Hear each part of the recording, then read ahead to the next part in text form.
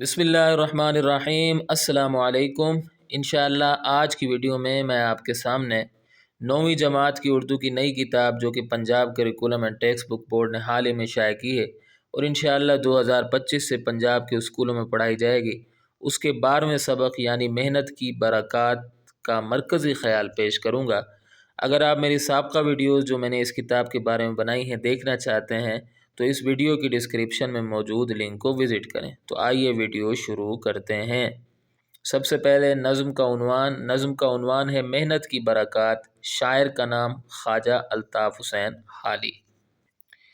مرکزی خیال کی طرف آ جاتے ہیں۔ شاعر کے مطابق جس قوم نے اپنی حالت بدلنے کے لیے سخت محنت اور کوشش کی اسی کو دنیا میں عزت اور کامیابی ملی۔ ترقی کی منزلیں طے کرنا اتنا آسان نہیں ہوتا، اس کے لیے سخت محنت کرنی پڑتی ہے۔ ہمیں چاہیے کہ دوسروں کے سہارے جینا چھوڑ دیں، حالات بدلنے کے لیے دن رات محنت کریں، ہمت اور حوصلے سے کام لیں۔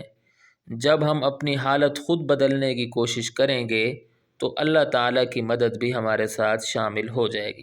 اس طرح سخت محنت سے ایک نہ ایک دن ہم دنیا کی ترقی یافتہ اقوام میں شامل ہو جائیں گے۔